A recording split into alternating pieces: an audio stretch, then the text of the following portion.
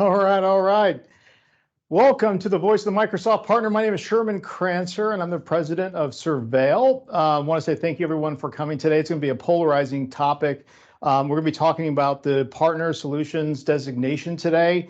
It's going to be a little different today. We've got one great speaker that is here, but what we're trying to do today is actually really make this voice of the Microsoft partner. And what I mean by that is we've got about 6 or 7 questions that we're going to be asking our guest speaker today. But what I'd like to do is actually get feedback from the group. We're going to do a couple different things. One, I would love if you have an opinion, you have something you want to share about your experience with this.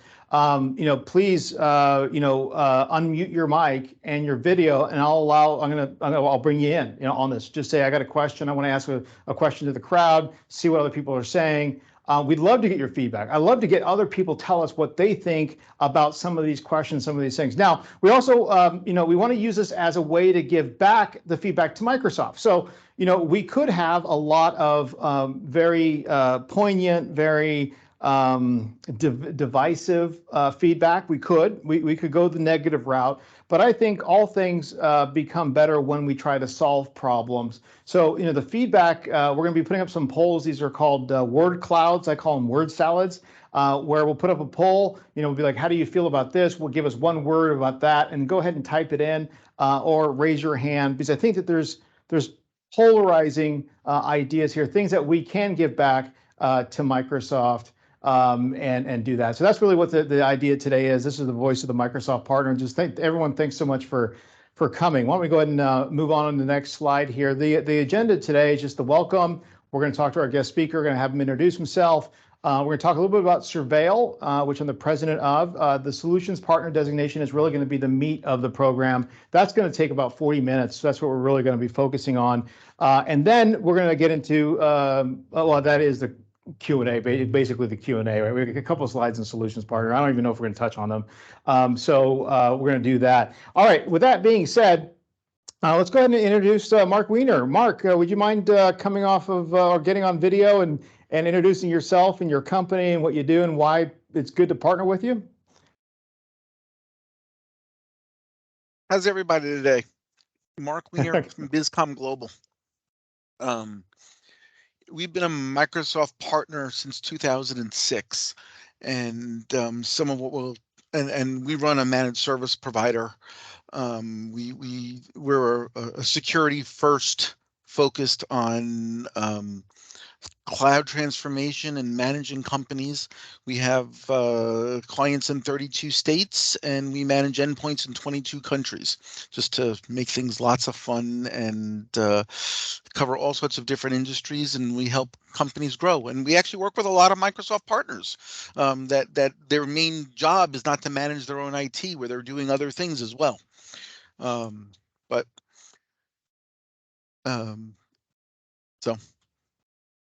Awesome, Mark. I appreciate that. And yeah, I mean, you do work with other partners, so like Dynamics partners, SIs. You're a partner-friendly organization, and I would suggest that if you do have any questions, please, we're going to put up. You have Mark's email right there. We'll give you his contact information later this afternoon. But Mark's got a pretty good story, and that's why I asked him to be on this program today.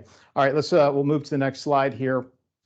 I'm the president of Surveil. I am the founder of the Crancer group, which really puts this on. But just, I want to mention this. We actually are going to have 3 more dates next month where we're going to do a deep dive demonstration. It's actually an immersion. We're going to be giving you hands-on lab credentials to actually get into our platform to see how it actually works. Now, basically what it is, it's the first of its kind software asset management tool that uses read-only access into a licensing environment to find wastage and optimization.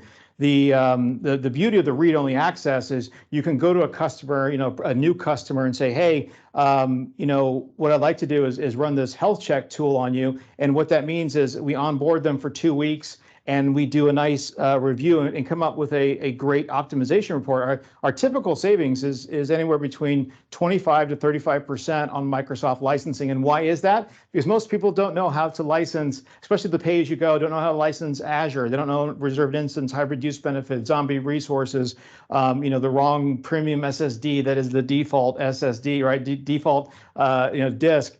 They don't know how to manage that. They don't know how to manage even the licensing anytime you get over 100. So we would love it if you would come to that. We can just show you. It's we don't, we're not selling in this thing, but what we would like to do is show you how other partners are using it to really drive a lot of revenue, because it ends up being an annuity business. So love to have you come. We'll put the links back over into the chat. Go ahead and click on that. Just sign up, and then we'll see you on that. It's about an hour and 15 minutes.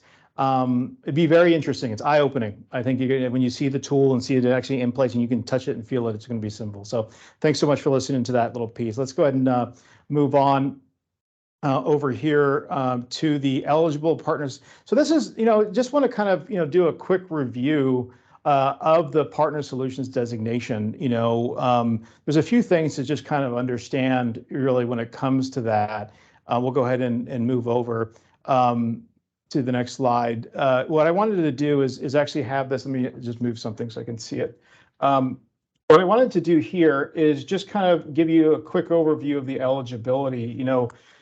We had that August or October 3rd that we actually had the ability to get that, or really get the designation. We had the end of the end of this month, really, right, to actually to get it, right. And I think a lot of us have had many different experiences when it comes to getting this particular designation, right? We really want to work with that. So as you can see in here, you have the 4 different solution partner designations. If you're a biz apps partner, data and AI, modern work, and security.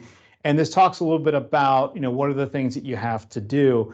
I don't know about you, but in this past 30 days, I've probably had about 20 partners come to me and ask me for advice on how to navigate this. And each one had their own individual issue. It's very interesting. Some really understood this part, some really didn't understand that part. But if we just go to the next slide, we're gonna talk to you a little bit about the points and the eligibility, which also caused a little bit of confusion. If it was just this easy, like if they're like, hey, this is the solution here, this is what you got to get, right?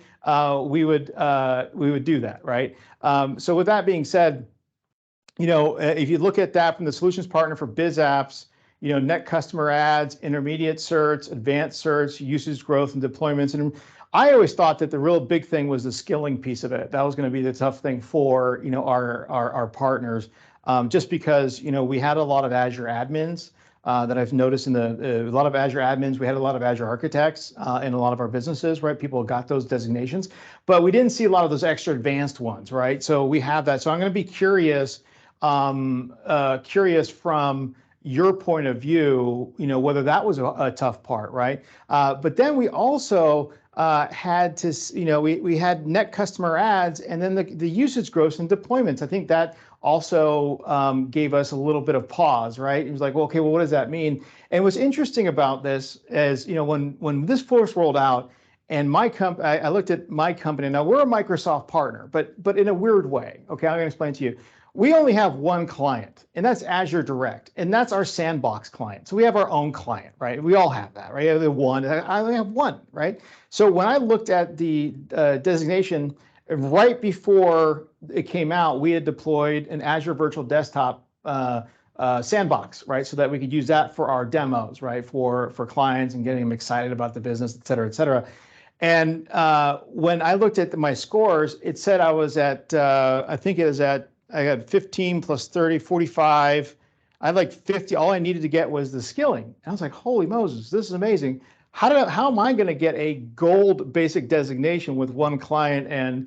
But I had all these deployments because of the way it was structured, and it was confusing. It was actually confusing to me. And then what happened? Well, it dropped off because I went back into it about 2 months ago, and it dropped off because when we onboarded Azure Direct and did that AVD, we had done that, I think back in July, I think, right when it was, right? So now it's like, okay, not only am I no longer qualified, but it's very interesting to think that at that one particular point, myself, our little tiny little, we're a support for Microsoft and for partners. We have no business getting a partner solutions designation, right? We don't have we just don't have the clients. We just never. That's not what our business is, right? But interesting that we almost qualified. If I had two that had the higher certs, I could have gotten it for 2 years. Crazy, right? So I think a lot of us have probably looked at that and felt like, okay, but these are really the categories. You can always take a snapshot of this if you haven't gotten it. Very interesting. So with that being said, I think those are the two things that I wanted to kind of just talk about and kind of lay the foundation for, having some issues, along with this. So why don't we go ahead and bring Mark back in? And I think the first thing that we're going to do here, now we're also going to, and we can turn off the slide, we're going to pull up our first poll. Okay. Well, actually, not just yet. We're actually going to ask Mark. So Mark, thanks so much for coming in. I really appreciate it. I really appreciate you sharing your experience with getting the partner solution designation. You're a great partner. You're an advocate of Microsoft for many, many years, right? You've been thick and thin, a Microsoft bleeding blue partner. Talk about Microsoft, great, AWS or Google Cloud, but Microsoft, yes, right? Oracle, right? But so I think it's going to be interesting and poignant to actually see some of your ideas when it comes to this. So Mark, can you tell us, what has been your experience, with the change to the partner program? Why don't you give us like your thoughts? So let me start with this. Again, I mentioned that I've been a Microsoft partner since 2006. We've been through more changes than I can possibly even remember.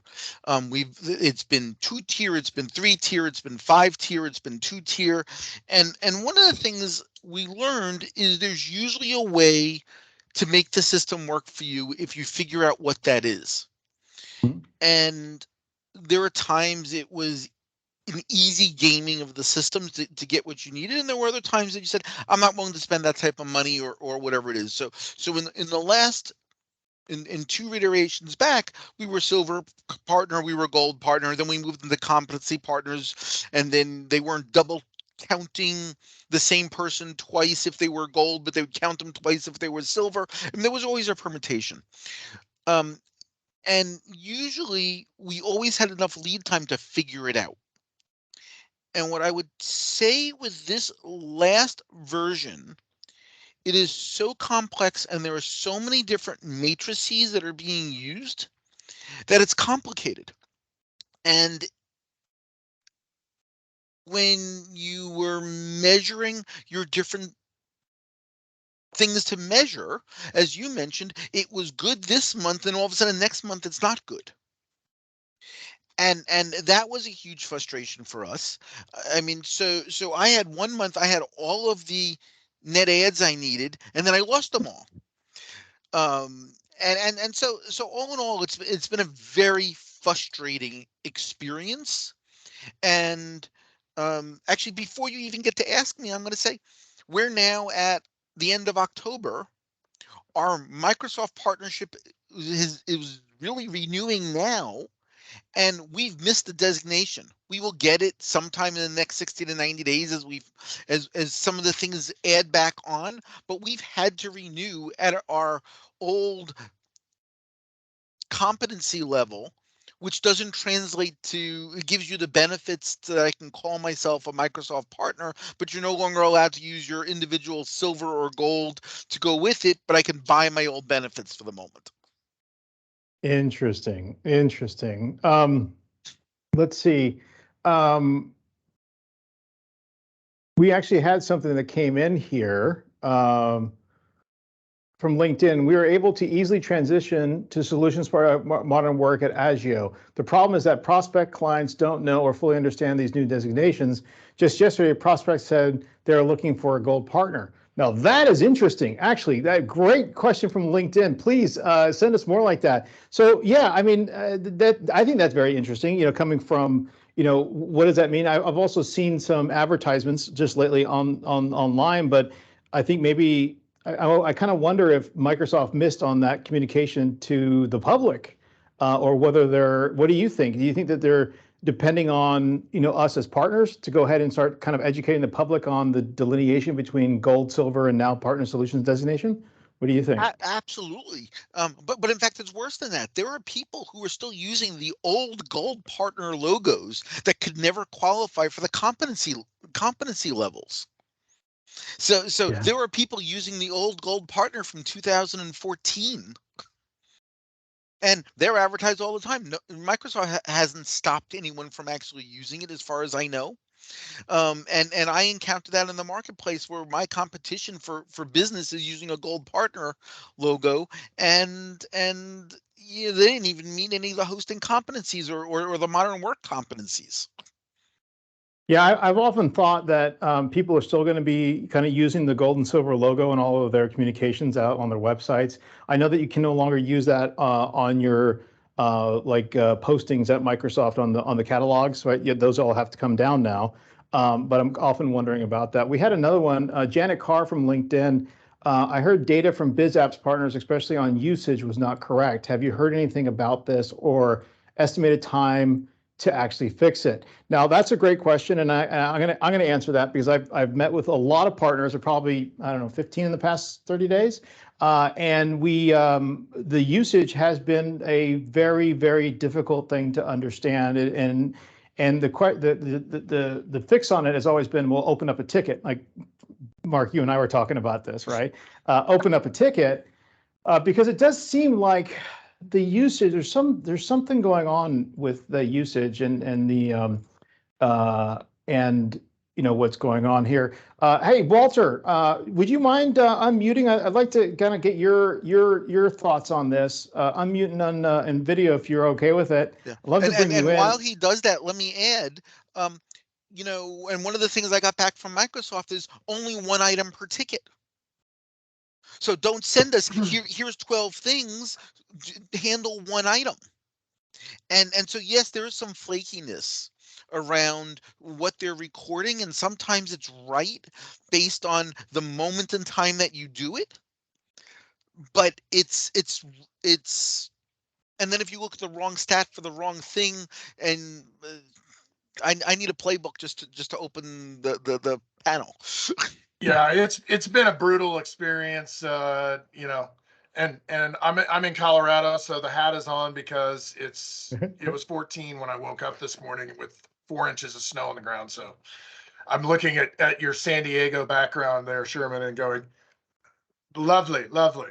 Yeah, I've been battling this for a year because we were trying to get the advanced specialization, and it's a lot of the same criteria for that. We were after battling from November until March, we were able to get them to do a manual validation because they acknowledged that yes, we qualified for the advanced specialization, but they never fixed the underlying problem with attribution for customers. Yeah. And so then immediately in April, solution partner stuff starts coming out. And I'm like, oh no, I get to do this again because we didn't fix the underlying problem. So we are still battling it. I've had 4 other tickets open. 3 of those people closed it and said, I can't fix it. Prior to October 3rd, I was told by one of them that it's not impacting your business yet because it's a future issue. So we're closing your ticket, open another ticket in October. And then the current ticket that I've been working on, we have no visibility as partners as to why a customer doesn't qualify. They just show a blank slate, and apparently these guys on the back end, they can't tell either. There's some system or algorithm that engineering is working with, and that's it. We don't know why somebody won't qualify. I have one customer where things are crisscrossed, and it says they are a CSP. All of our customers are CSP, right? We have CSP, but it has DPOR, and he said, oh, well, the problem is you don't have a PAL association. I took a screenshot, showed him the PAL association, proved that it's there. Engineering says, no, it doesn't exist. And I'm like, well, how do you fix it? Because I have a screenshot of it. No answer, no reply. And then they came back and said, you're using the wrong partner ID. And they told me to use your main partner ID instead Which of you your, can't. you can't do that. And I showed him. And so then the guy came back and said, researching again. So that ticket's been open for 3 months. It's tough. It's tough. They should have never rolled this program out without having that customer insights page on there, because that thing says under coming soon. And it's been saying coming soon since April. So that's really what we need, is Microsoft to actually get that thing live today, so we can go through and say, this is my customer, but he's not showing up for this reason. Let's go fix it. But right now, my partner advocate can't help me either, because he has no visibility as to why. It's been a battle. Yeah, and the strange thing is you have advanced specialization for Power Platform. You I know. you're up, you have it, and you're up there, but you can't. I don't mean to. It's not. It's nervous levity. Okay, so that's what I'm saying. It is hysterically funny, I hate to say, because if you didn't laugh, you'd cry. Yeah, I have Mark. I have full points on skills, Me but too. apparently I don't do any business with it. We did it for fun.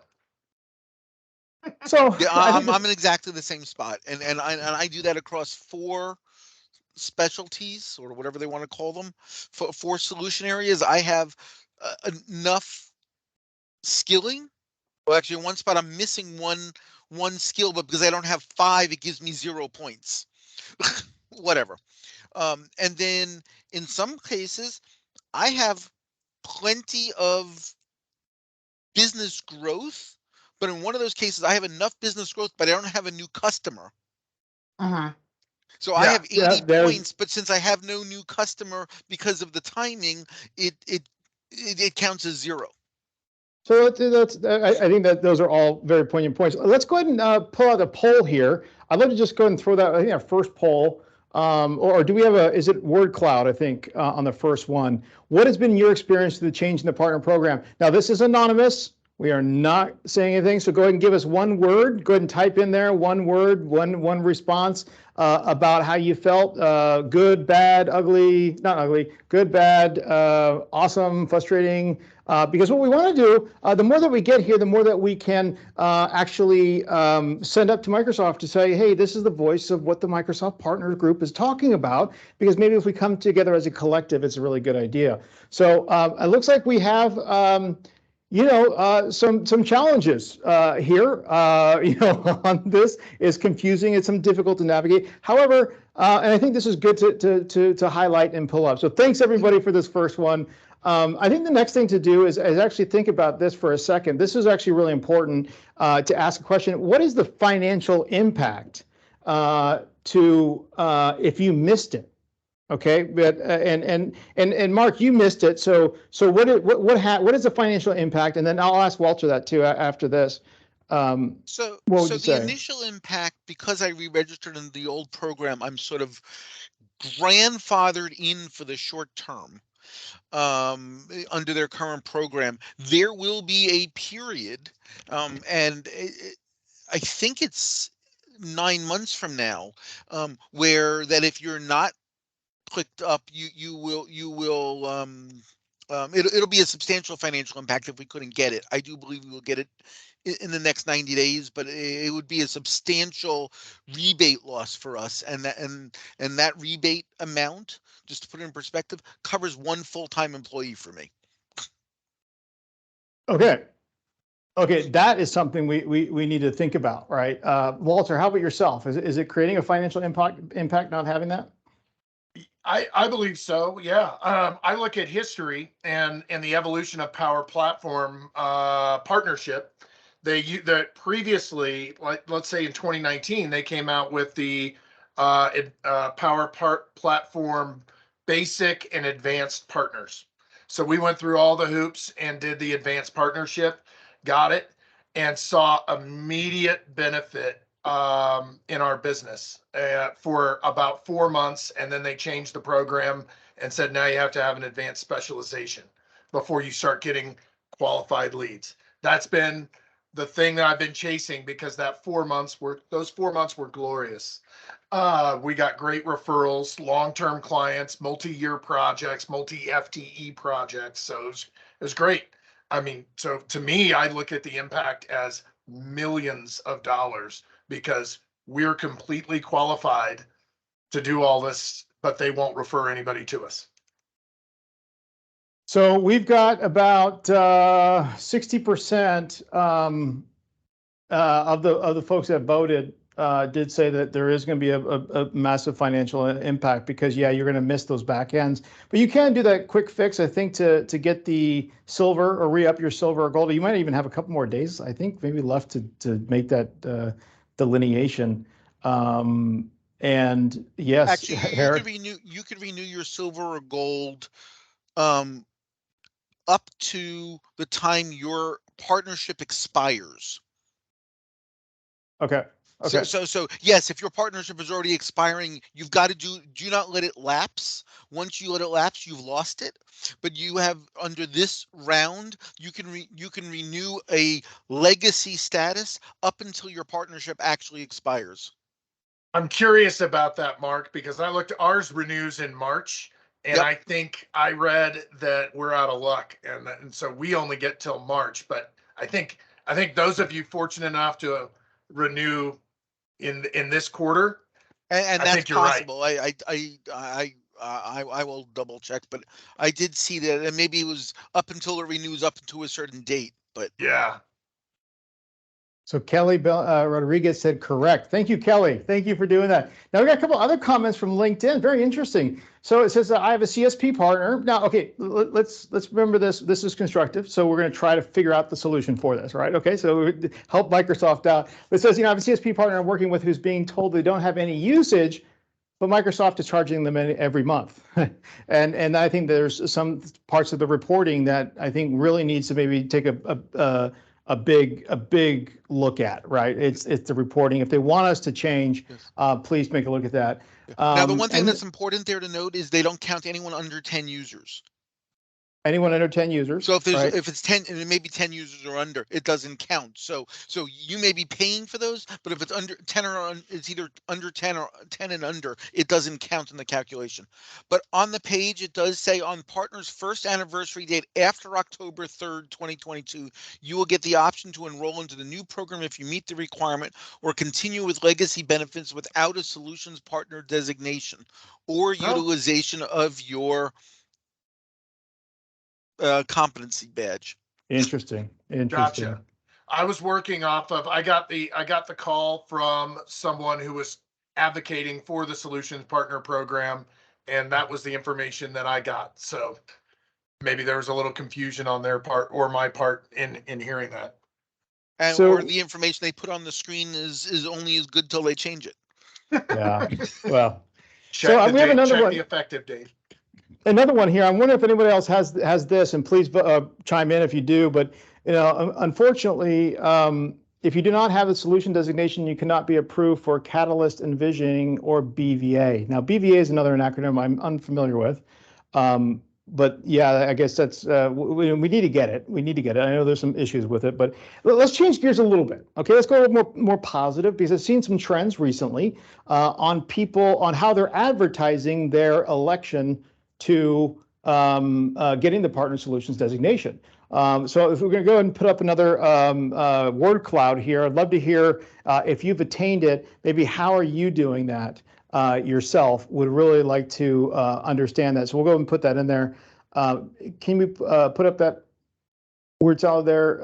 I keep calling it word salad. I don't know why. I think word cloud, word cloud. Word cloud. I know, word cloud. So we need that one up. Now, what I've noticed, and I'll say this, is a lot of people are putting this up on LinkedIn, which is very interesting. They're putting up, hey, we've gotten our solutions designation. And you know what I've also heard is we're very few of the elite organizations that have gotten this designation. And I'm wondering, actually, what I really wondered after I got that, I was like, that's a great marketing move. But I was wondering, I was like, well, how many people? I kind of wonder, like, how many people actually got the partner solutions designation? What is the percentage of total partners that actually made it by this time? So we have one person is putting up his LinkedIn posts. That's exactly what I was mentioning. Are you? I guess maybe the question is, are you doing email? Are you sending out like a post to all of your all of your customers? Are you using it? All right, so we got email blast, we got the website, okay, current clients, okay. I kind of wonder if it's important to do that. Walter, what would you say? So I know we're going to get to, Walter's a longtime client of Crancer Group. We're going to fight for Walter. We're going to get him the Thorn Solutions designation. But how are you going to promote it when, you got it? How would you do it? Right. Well, the first thing I'll say is when we did get our advanced specialization, I immediately went over to Partner Center and said, let me go download that logo. Womp womp. It doesn't exist. So we made one. And we put that out on LinkedIn. Well, I mean, come on. I am not to be denied, Mark. You haven't met me, but Sherman knows I'm very stubborn. So yeah, we got it. We created it, we put it on the website, and we did it on LinkedIn, and we did it on email blasts. That's all. Okay. That's good. That's good. And so I imagine we'll do the same thing with Solution Partner, minus the whole engaging the creative to make a logo, because I assume we'll be able to download something at that point. Yeah, I think look, it seems like it's hard designation to get. It's equivalent of a gold. So I mean, if you had gold and you're sending it out, we have to think about, always think about marketing and sales, right? And I really believe that take this opportunity if you got it. Don't look at it as, okay, I achieved it and just putting it in the box. Why don't you go ahead and start, like, I mean, everywhere. It needs to be on LinkedIn, Facebook, YouTube, Twitter. Keep tweeting this thing up. We have a new chief twit now, right, at Twitter. Sherman, I have a Yeah. suggestion for you and your team, since you do such a good job in trying to communicate, and maybe write a few boilerplate things, including a press release that you can offer to your partners as a here's some communication mechanisms you can roll out in your channels. I could. There you go. We send got out the writers. Yeah, we do, and we have the engine. We send out over 400,000 emails a month to drive attendance to 40 labs. It's crazy. It's like the Thor's hammer of email marketing, right? I love it. So a couple things here. I just want to, and Eric, I know the ISV thing is definitely there, but Tanner said something. 10 and under doesn't count. Is this a paid user license? It's asking based on educational institutions, NFP. Schools can have 400 license, but under 10 PAU. Oh yeah, you're right. That's a really good question. If anyone here can answer it, that'd be really great. I don't know the answer to that. So the only thing I'm seeing as I'm looking, I am not seeing anything on the education or nonprofit side for answers. But my quick looks, what I'm finding is it just says 10 and under, or under 11. Okay. It is not counted in your stats. Oh gosh. Okay. Interesting. We had another the thing from LinkedIn. I think solution designation is more impactful when you're trying to get leads from Microsoft and get the field to work with you. Customers have no idea. I think that's right now. Thank you so much for that comment. Yeah, right now I think it's going to slowly build out. But I think that's a good comment that we have there. Let me switch gears here. This is a good one. This is a good one. This one's, I think, going to help us. And I'd love to get feedback. We have another word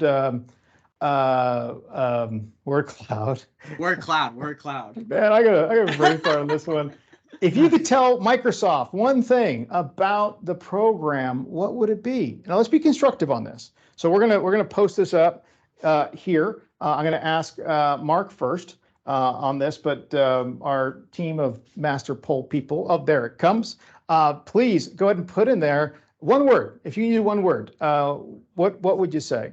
I'm going to use the opportunity to speak my mind, and it's a rudderless rollout. There was no direction, no thought beyond the immediate instant gratification from the executive team that was promoting this, and they didn't get proper feedback or input, and making sure the tools were there that the partners can actually be happy with the changes. Okay, that is a fair assumption, a fair thing. Walter, what would you say if we could give something back to Microsoft to help them, maybe improve on this polarizing topic? What would you say? Yeah, here's my word out here: opaque.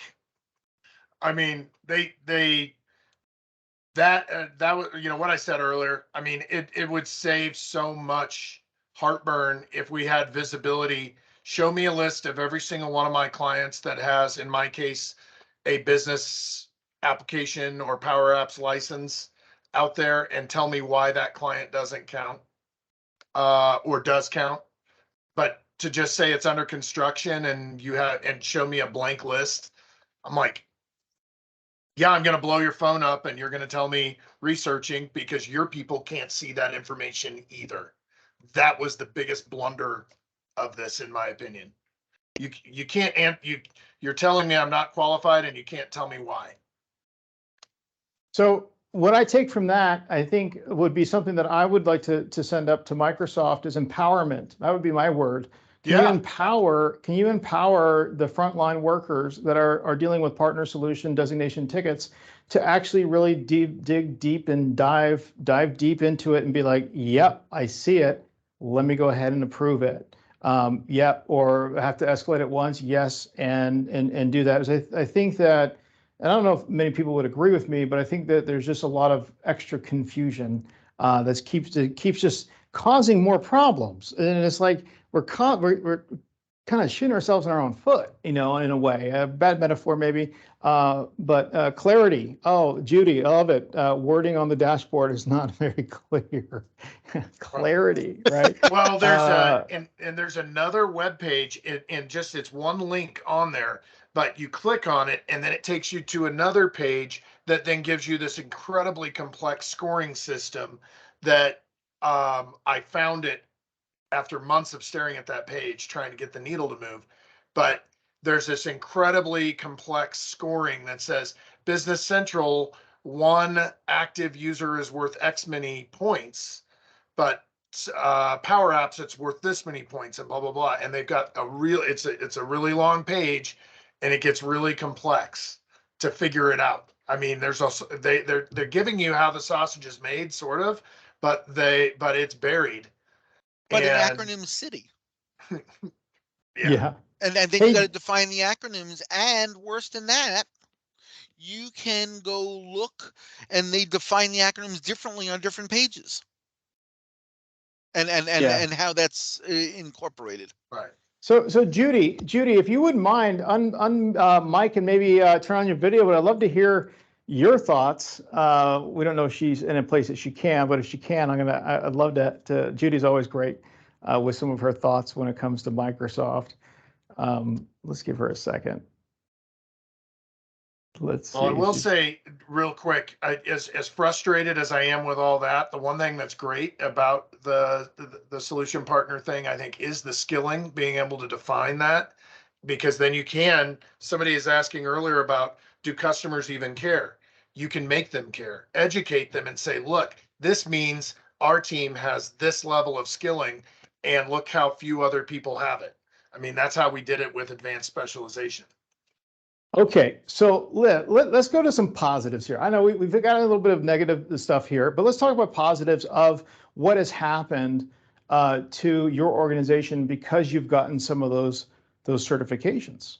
I think you kind of led that one on, Walter. The question really that I have is, are you better today than you were 6 months ago as far as being able to deliver the solutions accurately, and that you feel like your people are up to speed? Mark, I mean, you're almost there. You got the certifications, but do you see the benefit of getting us to be more skilled in exactly what we're doing? So the reality is I place a high value on continual education of my staff. Mm-hmm. I think also some of their solutions are are not always in line with what the people do. And so sometimes they're so broad that it's hard.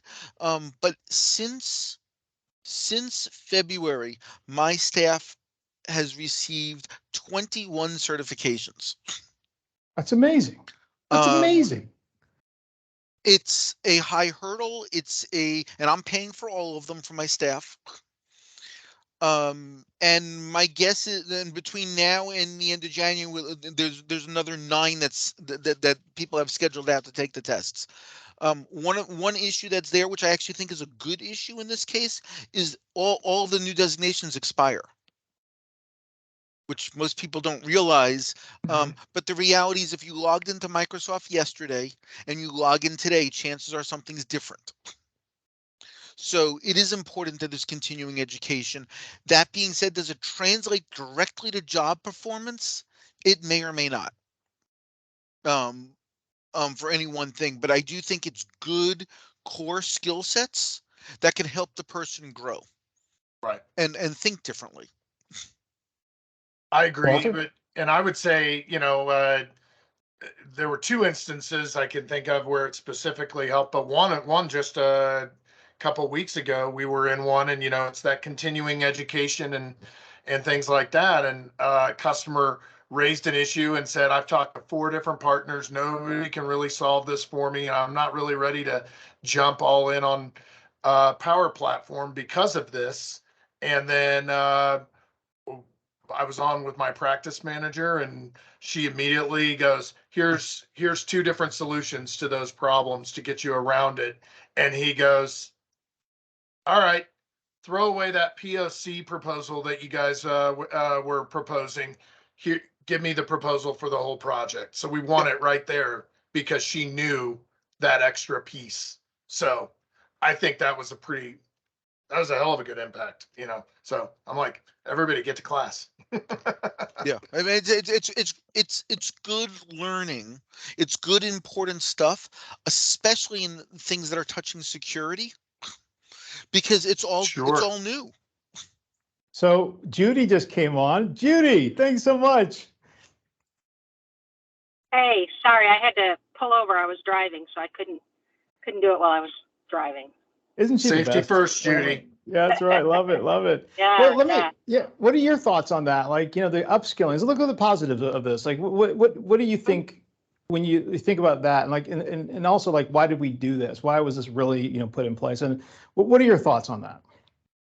Yeah, I do think that it was very important in the long run. I think we're going to be glad that we went through this exercise. Definitely, it's painful and it's hard, but I think that we're all having to bring our skills up, and we're having to look at the broader swath of what we do for our customers. It can't be just, oh, we sold you a license, we threw something in place, and now hopefully you're using it, but we don't really care. The whole place that this is looking at is, have we showed you what the solutions can be? Are we making sure that you're using it, that you understand it, and that it's working for you, and that you're actually successful in it? And so that's important. And our teams actually continuing to learn and grow, which is what we should be doing all the time. But it's a change in thought, and it's a change in the way that we probably organize our business. And so that's hard. It's always hard for everybody. And I think actually, sorry, Sherman. Oh, go ahead, Mark. Go ahead. I want to add one other thing, and this may not apply to everyone because there are developers, there are Power BI people, everyone's in different fields. But as a managed service provider, I can tell you it's coming. Regulations are coming that are going to directly affect us. Regulations are already here that technically affect my customer in at least a dozen states. Federal regulations are coming, international regulations are coming.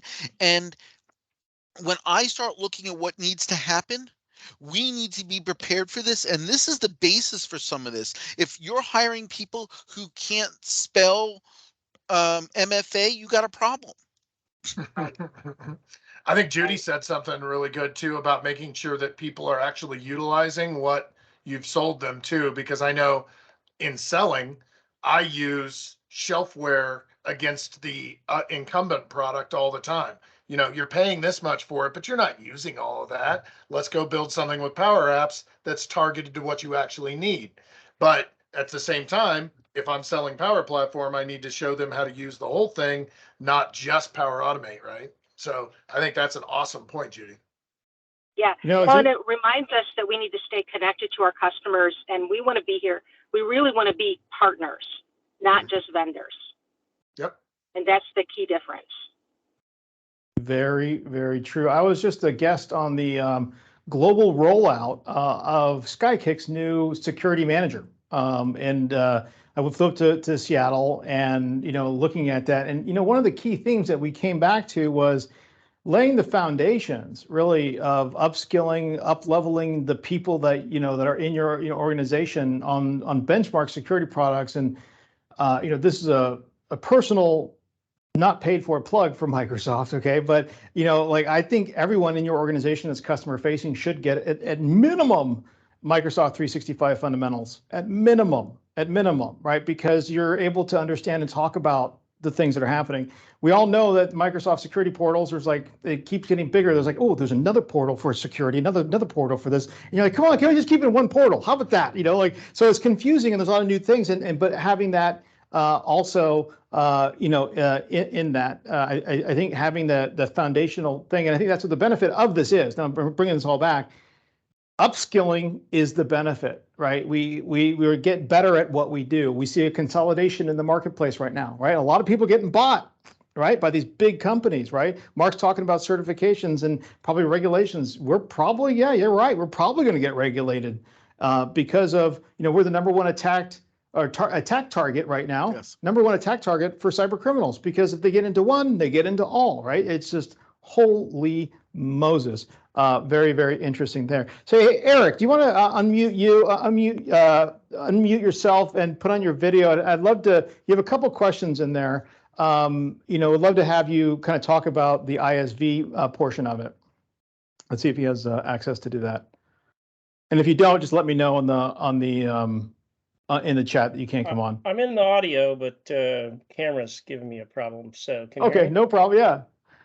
Oh, and it's been a long-standing thing. So there's a lot of ISVs. Skykick's probably the same boat where we're a bridging software. We're ISVs that support the cloud, and so we really don't have a place. If we go down the ISV track, all the support we get is on development, not for customers so much. But but we're not a service company. We don't do consulting and provide services. So we don't really fall into the cloud side for CSP and stuff like that. And so and it's been this way for a long time. There's really not a place for the type of ISV that supports the cloud. Very true. Hopefully Microsoft will recognize that at some point. I was just reading Microsoft's working on the ISV stuff next, but we'll see what comes over that over the next year. But that's the biggest thing is and we stopped doing the partner stuff just because we were spending the money, but we didn't really need the dev support that came with it. We've been around long enough that we didn't need that side of it, and none of the partner program was really helping drive customers to us because that was really focused on more of the service delivery stuff. Yeah, it's a weird limbo right now, right? Gray is. area for ISVs, because I think that Microsoft does look at the importance of having them. And that's why they created a whole channel of PDMs that are managing ISVs that are coming to the marketplace. But it's the marriage of how does that drive consumption really is the number of, Azure consumption, M365 consumption, security consumption. What is, they're pushing the marketplace hard. They hit us probably twice a year with, hey, do you want to put something in the Azure marketplace? And so, obviously there's a need and a want to put applications that live side by side with, a lot of the cloud offerings to fill whatever gaps there may be or, niche stuff. But yeah, the partner program doesn't help you match your offer to the customer the same way that it does with the service side of things. Certainly, certainly. Good thoughts. Jeffrey, hey, bud, I didn't see you on there. I apologize. You want to come on? I'd love to hear what your thoughts are. You know, you're managing a lot of the dynamics, and you can type it in too if you're not available. But Jeffrey works for Stratus Cloud Alliance. He's one of the main people over there. I wonder what your folks are saying when it comes to the solutions, and also your comment I think is pretty good. Hey, thank you. I wasn't really expecting the chat on the call. Thank you, Sherman. I'm starting to explore some of the different pricing areas within Microsoft Partner Center. And, there is the cloud solution marketplace area underneath the pricing tab within Partner Center. And I'm starting to actually explore some of those different ISVs that are out there. And some of them that are out there already, they have offer IDs, right? So a lot of the provisioning portals can actually adopt those to be able to secure those. And that puts those licenses in the Microsoft 365 Admin Center to be assigned. So I'm actually curious if anyone on this call has actually experienced that at all. That is interesting. We'll go ahead and allow people to answer that. And if you are a Dynamics partner that is not part of Stratus Cloud Alliance, you're buying your licensing through a distributor other than Stratus Cloud Alliance, I would suggest you heavily consider Stratus Cloud Alliance. We love them. They're a great partner of ours, and they just do a lot for their partners. And you can directly message Jeffrey D. Maria. He'll be happy to help point you in the right direction. So awesome. Jeffrey, thanks so much for your input. I really do appreciate it. Really do. All right, last one we're going to do in here, and I think this is something that I'd like to just kind of go back to Microsoft and give this to them some feedback is where did you go for help or info on the partner solutions designation? We're going to go ahead and put up another word cloud here. Would love to get your whatever you like. Let us know, like, where did you go? Like, did you go to another partner? Did you go to the website? Because I think this is going to help with that one thing about clarity. Right, clarity and information. So if you can give us that information, I can send it back. Remember, all your stuff is completely anonymous. We would never throw anyone under the bus for no matter what you said. But Mark, what did you do? Like, what was your way of going about it? It really started with, and again, this is where the complication of things changing all the time. But my original focus was really around the skilling and making sure we had what we needed. But